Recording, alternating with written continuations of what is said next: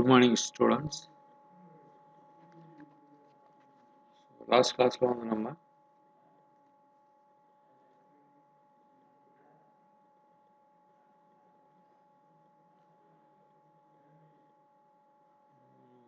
Modelling பத்தி பார்த்தோம்.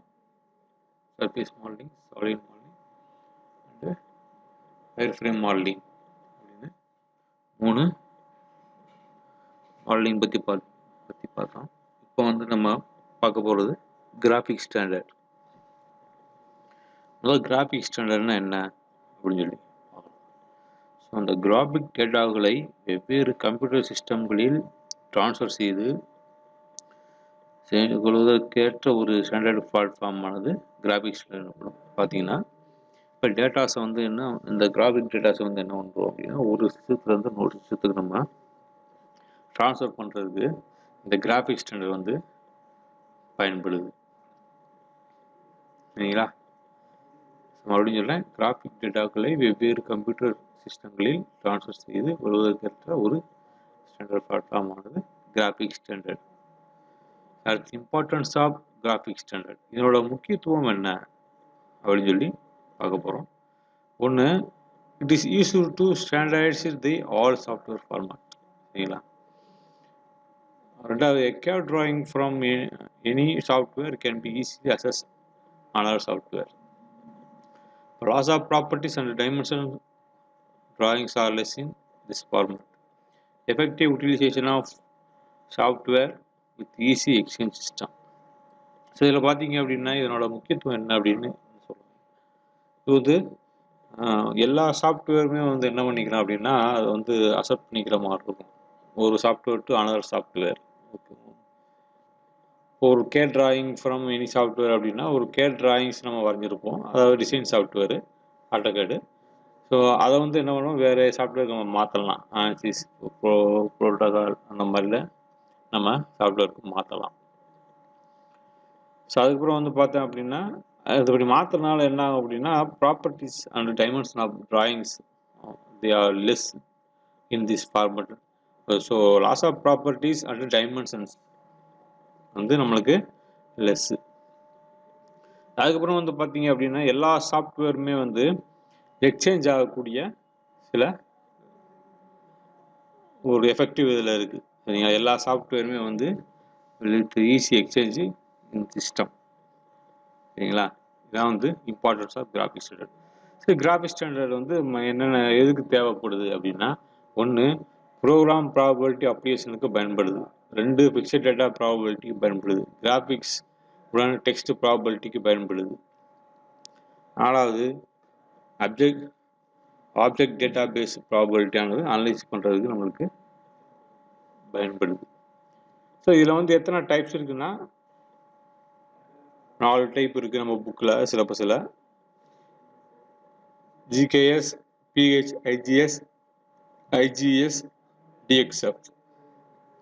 இப்போ GKS அப்படின்னா கிராஃபிக் கெர்னல் சிஸ்டம், நம்மளோட ஷார்ட் டேர்ம் தான் வந்து GKS.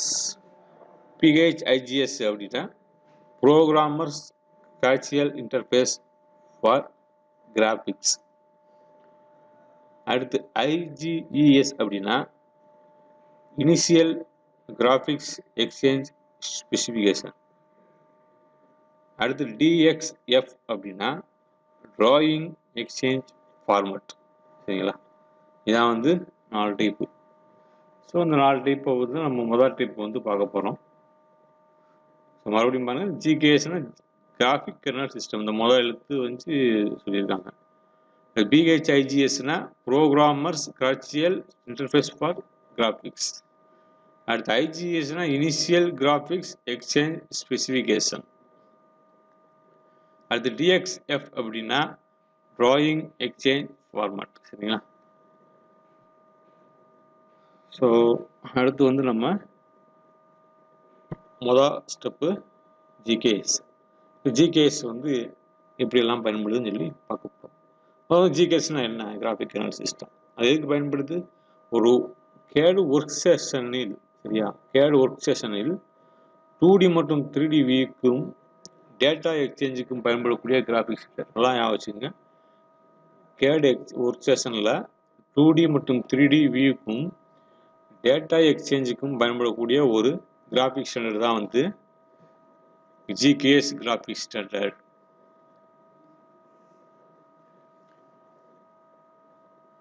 ஸோ இந்த டிவைஸ் இண்டிபெண்டன்ஸ் இது என்னென்ன பண்ண ஸ்டெப்ஸ் இருக்குன்னு பார்ப்போம்.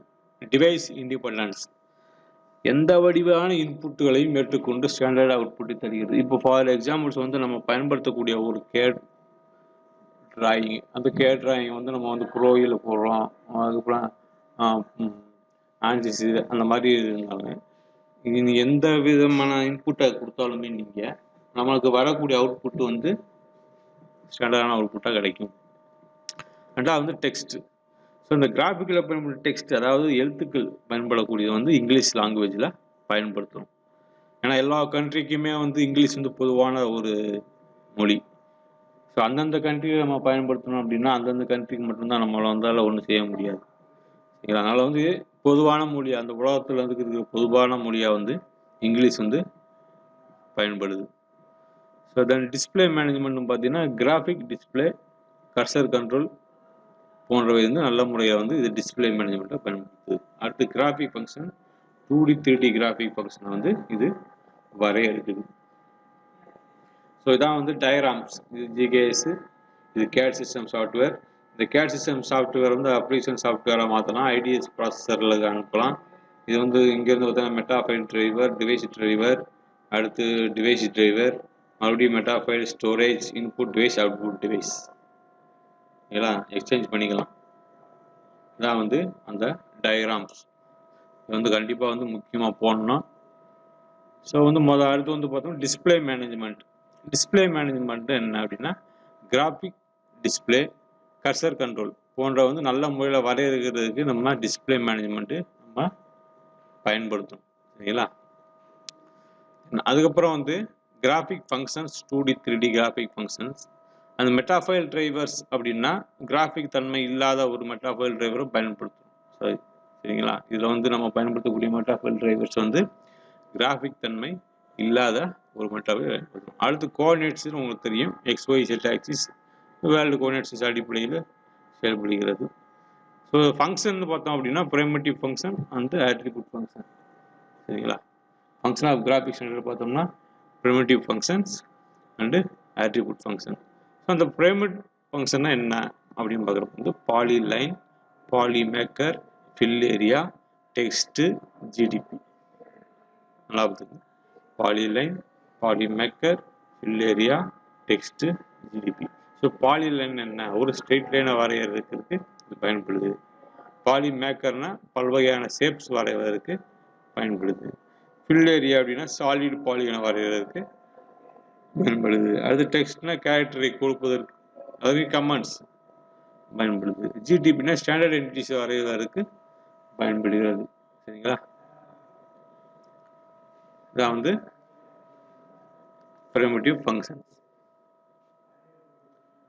ஆட்ரிபியூட் ஃபங்க்ஷன்ஸ் அப்படின்னா கலர், லைன் டைப் போன்றவை பயன்படுத்தி உருவத்தின் அப்பியரன்ஸை டிஃபைன் செய்வதற்கு பயன்படுகிறது. ஆட்ரிபியூட் ஃபங்க்ஷன் என்னது? கலர், லைன் டைப்ஸ் போன்றவை பயன்படுத்தி உருவத்தின் அப்பியரன்ஸை டிஃபைன் செய்வதற்கு பயன்படுகிறது. சரிங்களா? அதான் வந்து முதல் பார்க்கக்கூடிய GKS கிராஃபிக் ஸ்டாண்டர்ட். அடுத்து வந்து IGS கிராஃபிக் ஸ்டாண்டர்ட் என்ன அப்படின்னா இனிஷியல் கிராஃபிக்ஸ் எக்ஸ்சேஞ்ச் ஸ்பெசிஃபிகேஷன். சரிங்களா? ஸோ ஒரு கேட் சிஸ்டத்தில் இருந்து மற்றொரு கேட் சிஸ்டத்துக்கு கேடு டேட்டாக்களை ட்ரான்ஸ்ஃபர் செய்வதாகும். சரிங்களா? நல்லா நீங்கள் இது வந்து அதில் வந்து ஜென்ரலாகவே வந்து சொல்லியிருந்தாங்க. பட் இதில் வந்து அப்படி கிடையாது. கேட் சிஸ்டத்தில் இருந்து மற்றொரு கேட் சிஸ்டத்திற்கு கேடு டேட்டாக்களை ட்ரான்ஸ்ஃபர் செய்வதாகும். அதான் வந்து IGS கிராஃபிக் ஸ்டாண்டர்ட். ஸோ அந்த டயக்ராம்ஸ் போட்டிருக்காங்க பாருங்கள், ஃப்ளோ டயக்ராம்ஸு. அந்த மாதிரி ஒரு சின்ன சிம்பிளான டயக்ராம். இங்கிட்டு கேடு 1, கேடு 2, இது 2வது. இடையில வந்து ப்ரீ ப்ராசஸர், போஸ்ட் ப்ராசஸர் இதனோட வேலையில் ஆகலாம். ஸோ இந்த கேடு டேட்டாவாக மாற்றும் போஸ்ட் ப்ராசஸர் சாஃப்ட்வேரை பயன்படுத்துகிறது. இது வந்து என்ன ஆகுதுன்னா நம்ம வந்து கேடு டேட்டாவை மாற்றும் இந்த சாஃப்ட்வேர் வந்து போஸ்ட் ப்ராசஸர் சாஃப்ட்வேர். சரிங்களா? ஸோ வந்து அடுத்து என்டிடிஸ் பார்ப்போம். Geometric அனோசேஷன் structure. ஜாமெட்ரிக்னு என்ன, லைன் சர்க்கிள், அதுக்கு நம்ம வந்து ஆட்டோகேட் சாஃப்ட்வேரில் வந்து நம்ம வந்து வரையக்கூடிய லைன் கமாண்ட்ஸு, ஆர்க்கு, சர்க்கிள், இதெல்லாமே வந்து என்டிட்டிஸ் ஜாமெட்ரியில். ஃபங்க்ஷன்ஸ் பார்த்தீங்கன்னா ஆப்ஜெக்ட் வந்து டிஃபைன் செய்ய பயன்படுது. சரிங்களா? அடுத்து அனோசேஷன்னா letters, numbers. So dimensioning text, title block செய்ய இது வந்து ரொம்பவே பயன்படுது. அடுத்து ஸ்ட்ரக்சர்னு சொன்னோம் அப்படின்னா drawing view, line line types, text, font, geometry properties, இது வந்து டேட்டா ட்ரான்ஸ்ஃபருக்கு இது பயன்படுகிறது. இது வந்து பார்த்தீங்கன்னா ஐஜிஎஸ் என்டிட்டிஸ். ஸோ அடுத்து வந்து பார்த்தீங்கன்னா organisation of or structure of IGS file. So இதில் வந்து எல்லாம் வந்து இந்த கேடு டேட்டா வந்து 80 காலம் கொண்டு ஒரு பிடிச்சிருப்பாங்க. அதில் 1 முதல் 72 காலமும் இருந்துச்சுன்னா அதில் வந்து இன்ஃபர்மேஷன் தகவல்களை கொடுக்கறதுக்கான ஒரு ஃபைலாகவும், 73வது காலம் வந்து ஃபைல் செக்ஷனாகவும், 74 to 80 வந்து சீக்வன்சி நம்பரையும் பெற்றிருக்கும். இதான் வந்து உங்களுக்கு டயக்ராம். ஸ்ட்ரக்சர் வந்து எப்படி இருக்கும்னா 1 to 72 வரைக்கும் உள்ள காலத்தில் வந்து செக்ஷனுக்குரிய இன்ஃபர்மேஷனை தர்றது மாதிரி அமைப்பு இருக்கும். 73வது வந்து காலத்தில் ஃபைல் செக்ஷனை வந்து நம்ம நோட் பண்ணுற மாதிரி இருக்கும். 74 to 80 வந்து சீக்வன்சி நம்பர், என்னென்னா சீக்வன்ஸ் நம்பரை வந்து நம்ம வந்து என்ட்ரி பண்ணுற மாதிரி இருக்கும். ஸோ ஸ்ட்ரக்சர் வந்து இப்படி தான் இருக்கும். ஸோ இதில் வந்து என்னென்ன ஃபைல் செக்ஷன் இருக்குது அப்படின்னா ஃப்ளாக் செக்ஷன், அதுக்கு சிம்பிள் சி. அடுத்து ஸ்டார் செக்ஷன், அதுக்கு சிம்பிள் எஸ். குளோபல் செக்ஷன், அதுக்கு சிம்பிள் ஜி. அடுத்து டைரக்டரி என்ட்ரி செக்ஷன், அதுக்கு simple D. Parameter data section, அதுக்கு சிம்பிள் பி. சரிங்களா? Right, okay. ஸோ ஒவ்வொரு செக்ஷனுமே வந்து என்னென்ன வேலைகள் பார்க்கணும்னு அதுவும் பார்ப்போம். இப்போ ஃப்ளாக் செக்ஷன் அப்படின்னா சிஏ போட்டு வந்து இந்த கம்ப்ரஸ்டு ஏசிஐ ஆனது போஸ்ட் ப்ராசஸருக்கு தேவையான தகவலை கொடுக்கிறது. சரிங்களா? போஸ்ட் ப்ராசஸருக்கு தேவையான தகவலை வந்து கொடுக்கறது வந்து ஃப்ளாக் செக்ஷன். ஸோ அதுக்கப்புறம் ஸ்டார் செக்ஷன்னா ஃபைலில் வந்து கமாண்டிங் லைன் கொடுக்கறது வந்து இது தெளிவுபடுத்துகிறது. ஸ்டார் செக்ஷனில் வந்து ஃபைலின் கமாண்ட் லைனை வந்து கொடுக்கறதுக்கு வந்து தெளிவுபடுத்துகிறது. அடுத்து குளோபல் செக்ஷன் அப்படின்னா ஜி போடுறோம். File name, computer name, drawing units போன்றவற்றை வந்து விவரிக்கிறது. குளோபல் செக்ஷன் அப்படின்னா file name, computer name, drawing units போன்றவற்றை விவரிக்கிறது. டைரக்டரி என்ட்ரி செக்ஷன்னா டிராயிங்கில் பயன்படுத்தக்கூடிய என்டிட்டிஸ்களையும் அதன் கலர், வியூ, டிரான்ஸ்ஃபர்மேஷன் போன்றவைகளையும் விவரிக்கிறது. டைரக்டரி என்ட்ரி செக்ஷன்னா டிராயிங்கில் பயன்படுத்தக்கூடிய என்டிட்டிஸ்களையும் அதன் கலர், வியூ, டிரான்ஸ்ஃபர்மேஷன்களையும் போன்றவைகளையும் விவரிக்கிறது. அடுத்து பேராமீட்டர் டேட்டா செக்ஷன் அப்படின்னா ஒவ்வொரு என்டிட்டியினுடைய கோஆர்டினேட்ஸ், ஈக்குவேஷன் போன்ற டேட்டாக்களை குறிப்பிடுகிறது. கோஆர்டினேட்ஸ், ஈக்குவேஷன் போன்ற டேட்டாக்களை குறிப்பிடுகிறது. இது வந்து பேராமீட்டர் டேட்டா செக்ஷன். ஓகே.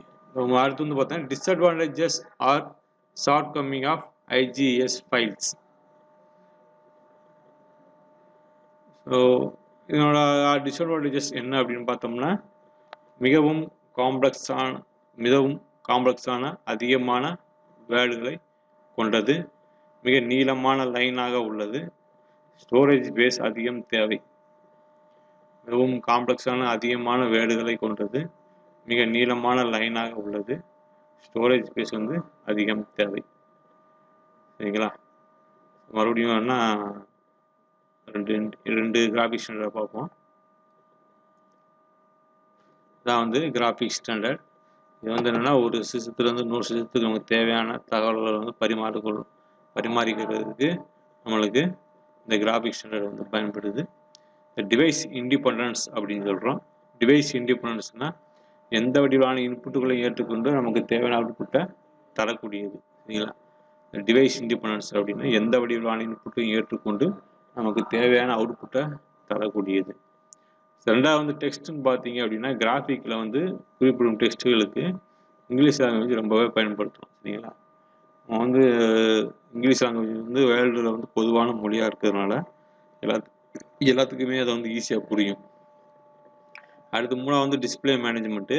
இந்த கிராஃபிக் டிஸ்பிளே, கர்சர் கண்ட்ரோல் போன்றவை இதில் நல்ல முறையில் வரையறை செய்யப்பட்டுள்ளது. சரிங்களா?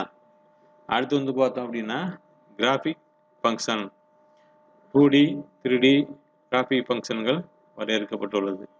இதுதான் வந்து diagrams. So metafile driver, metafile storage, device driver, input device, output device. இது வந்து IDS processor, application software, GKS.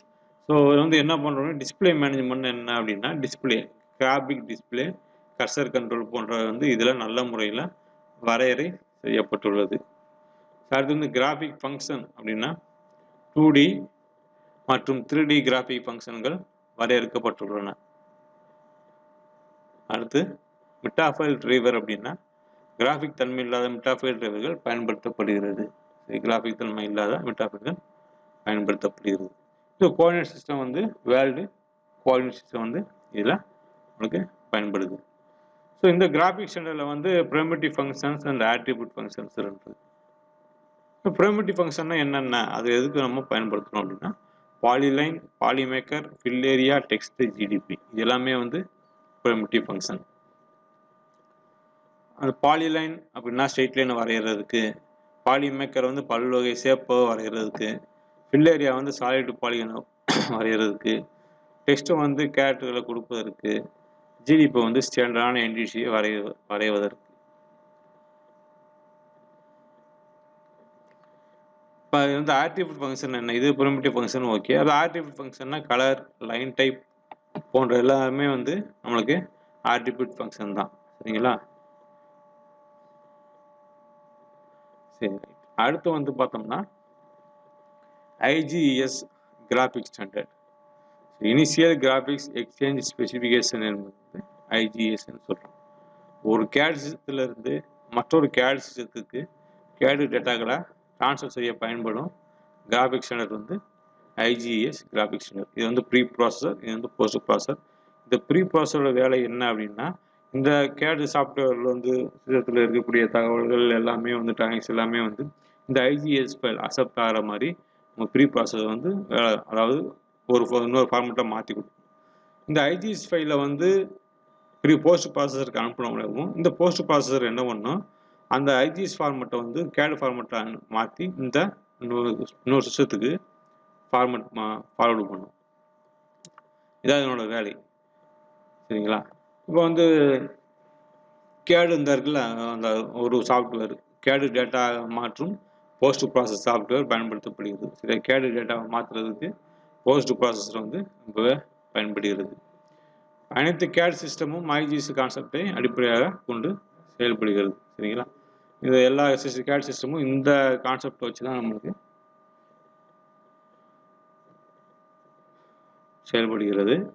So right, types entities, functions. Types geometry, annotation, structure. இப்போ முதல் டைப்ஸ் வந்து ஜாமெட்ரின்னு பார்த்தோம்னா லைனு, சர்க்கிள், ஆர்க்கு இதான் என்டிட்டிஸ். அந்த ஜாமெட்ரிக்குரிய என்டிட்டிஸ் இதெல்லாம் பயன்படுத்தி நம்ம வந்து இமேஜை கிரியேட் பண்ணலாம். அந்த இமேஜை வந்து டிஃபைன் பண்ணவும் இதனோட வேலையாகும். என்ன இமேஜ்னு டிஃபைன் பண்ணுறது. அடுத்து அனோசேஷன் அப்படின்னா லெட்டர்ஸ் அண்ட் நம்பர்ஸ், அதான் என்டிட்டிஸ். அதுபோல் டைமென்ஷனிங், டெக்ஸ்ட்டு, டைட்டில், பிளாக் செய்ய ரொம்பவே டைட்டில் பிளாக் இதெல்லாம் செய்யறதுக்கு பயன்படுகிறது. அடுத்து ஸ்ட்ரக்சர் அப்படின்னா drawing view, line type, text font, geometry property இதை வந்து டேட்டா ட்ரான்ஸ்ஃபருக்கு சரியான வழியை ஏற்படுத்துகிறது. ஒரு இன்னொரு இடத்துக்கு டேட்டா ட்ரான்ஸ்ஃபருக்கு வந்து இந்த ஸ்ட்ரக்சர் டைப்ஸ் வந்து பயன்படுகிறது. இப்போ ஸ்ட்ரக்சர் அப்படின்னு பார்க்குறப்போ வந்து structure or organisation of IGES file. இதில் வந்து 80 காலம் இருக்கும். 80 காலத்தில் வந்து 1 to 72 வந்து இன்ஃபர்மேஷன் கொடுக்கக்கூடிய காலம், 73வது காலம் வந்து ஃபைல் செக்ஷனுக்குரிய காலம், 74 to 80 வரையுள்ள செக்ஷன் வந்து சீக்வன்ஸ் நம்பர் அமைய பெற்றிருக்கும். இதுதான் வந்து அந்த ஃபார்மெட். 1 to 72 தகவல் கொடுக்கக்கூடிய காலம், 73 லெட்டர் சிம்பிள்ஸ், 7480 வந்து சீக்வன்ஸ் நம்பர்ஸ் கொடுக்கக்கூடிய காலமாக இருக்கும். ஸோ இதில் வந்து பயன்படுத்தக்கூடிய செக்ஷன் வந்து பார்த்தோம்னா flag section, start section, global section, data entry section, parameter data section. சரிங்களா? இதுதான் அதுக்கு லெட்டர் சிம்பிள் கொடுத்துருக்காங்க. இப்போ ஃப்ளாக் செக்ஷன்னா சி. இந்த இதை பயன்படுத்தி நம்ம வந்து போஸ்ட் ப்ராசஸருக்கு தேவையான தகவலை கொடுக்கறது இந்த ஃப்ளாக் செக்ஷன். சரிங்களா? அடுத்து வந்து ஸ்டார்ட் செக்ஷன்னா ஒரு கமாண்டிங் லைனை வந்து இது தெளிவுபடுத்துகிறது. ஃபைலோட கமாண்டிங் லைனை வந்து இது தெளிவுபடுத்துகிறது. அடுத்து குளோபல் செக்ஷன் வச்சுக்கோங்களேன். அந்த file name, computer name, drawing units போன்றவற்றை இதெல்லாம் விவரிக்கிறது. ஏன்னா குளோபல் செக்ஷன்னா அது அனைத்துமே வந்து விவரிக்கிறது. அடுத்து டைரக்டரி என்ட்ரி செக்ஷன் அப்படின்னா டிராயிங்கில் பயன்படுத்தப்பட்ட என்டிட்டிஸ்களையும் அதன் கலர், வியூ, டிரான்ஸ்ஃபர்மேஷன் போன்றவையும் விவரிக்கிறது. அடுத்து ஒவ்வொரு என்டிட்டியினுடைய கோஆர்டினேட்ஸ் ஈக்குவேஷன் போன்ற டேட்டாக்களை குறிப்பிடுகிறது. சரிங்களா? பேராமீட்டர் டேட்டா செக்ஷன் வந்து ஒவ்வொரு என்டிட்டியினுடைய கோஆர்டினேட்ஸ் ஈக்குவேஷன் போன்ற டேட்டாக்களை குறிப்பிடுகிறது. ஸோ அந்த டிஸ்அட்வான்டேஜஸ் பார்த்தோம் அப்படின்னா ரொம்ப காம்ப்ளெக்ஸாக இருக்கும், வேர்டுகளை கொண்டு இருக்கும், காம்ப்ளெக்ஸான வேர்டுகளை கொண்டு இருக்கும், மிக நீளமான லைனாக இருக்கும், ஸ்டோரேஜ் ஸ்பேஸ் அதிகம் தேவைப்படும். சரிங்களா? இதெல்லாம் வந்து டிஸ்அட்வான்டேஜஸ். ஸோ